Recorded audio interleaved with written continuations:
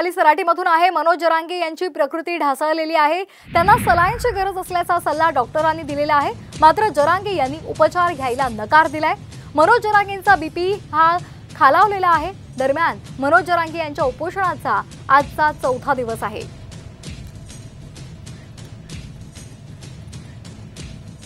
तर मनोज जरांगे पाटलांनी गंभीर आरोप केलेला आहे। गोड बोलून माझा काटा काढण्याचा प्रयत्न सुरू असल्याचा गंभीर आरोप त्यांनी केलाय। सरकार मुद्दामहून डाव खेळत आहे, त्यांना माया असती तर दखल घेतली असती असा आरोपही जरांगेंनी केलाय।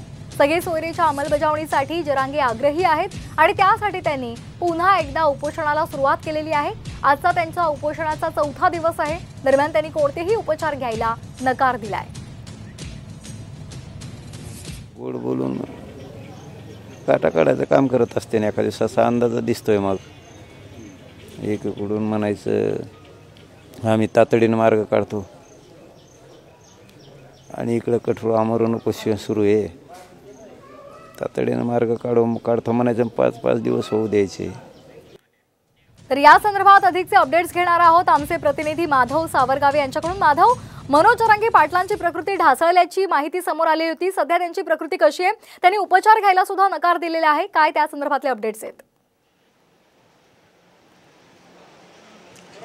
श्वेता, प्रकृती ढासळलेली आहे, खालावलेली आहे। आज चौथा दिवस आहे, पण डॉक्टरांनी चेक केल्यानंतर असं लक्षात आलेलं आहे की त्यांचा ब्लड प्रेशर कमी झालं आहे, शुगर कमी झाले आहे, शरीरातील पाण्याची पातळी कमी झालेली आहे। आणि त्यासाठी ही जी व्यासपीठावर जिथं मनोज जरांगे पाटील आंदोलन उपोषण करतायत त्या बाजूला सगळे जे बसलेत ते सगळे डॉक्टर आहेत, डॉक्टरांची टीम आहे। आणि ती बऱ्याच वेळापासून त्यांना विनंती करते आहे की तुम्ही एक तरी सिरिंज सलाईन घ्यावं, जेणेकरून तुमच्या शरीरामध्ये थोडी ताकद तयार होईल। कारण ब्लड प्रेशर, शुगर आणि पाणी हे तिन्ही कमी झाल्यामुळं पुढच्या काळामध्ये धोका अधिक उद्भवू शकतो। त्यामुळे त्यांची ती विनवणी सुरू आहे। सोबत ते सलाईन आणि त्यासाठी जी लागणारी सगळी साधनं ते सोबत आणलेत, पण ते काही घ्यायला तयार नाहीत। मी एक सुरुवातीला डॉक्टरांना विनंती करतोय की मॅडम, नेमकी काय स्थिती आहे बरं सध्या त्यांची, आणि तुम्ही सगळेजण विनवणी करतायत की एक तरी सलाईन घ्यावं? सध्या थोडंसं बीपी कमी साईडला होतं, सकाळी 84/54 असं बीपी होतं आणि सध्या ब्लड शुगर लेवल जी आहे ती आता डॉक्टरांनी सांगितलं मला ती 70 झालेली आहे शुगर ब्लडमधली। तर ती थोडीशी खूप कमी साईडला आहे, तर त्यासाठी त्यांना IV देणं आज अत्यंत गरजेचं आहे। आणि प्रकृती खालावलेली आहे, अशक्तपणा भरपूर वाढलेला आहे, तर त्याच्यासाठी आम्ही त्यांना विनंती करतोय पुढची ट्रीटमेंट घ्यावी आणि पुढचे इन्व्हेस्टिगेशन चालू द्यावे। ते काय म्हणतायत?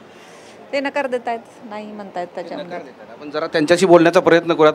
पाटील, सगळी डॉक्टरांची टीम तुमच्या सोबताली बसलेली आहे, त्यांचं असं म्हणणं आहे की तुम्ही एक तरी सलाईन घ्यावं, जेणेकरून तुमच्या रक्तामध्ये असलेलं शुगर किंवा वॉटर ही जरा वाढू शकेल। तुम्ही केवळ मान हलवताय, त्यांना काहीच रिप्लाय देत नाही असं त्यांचं म्हणणं आहे की बऱ्याच वेळापासून तुम्हाला ती विनवणी करतायत की तुमच्यासाठी तुम्ही घ्यावं असं त्यांचं म्हणणं आहे। का तुम्ही या मुद्द्यावर आहात? कारण सरकार पातळीवर तुमच्याशी सकारात्मक चर्चा करूयात असं सरकार पातळीवर सांगितलं जातंय। बोला ना पाटील, तुमची भूमिका काय या औषध?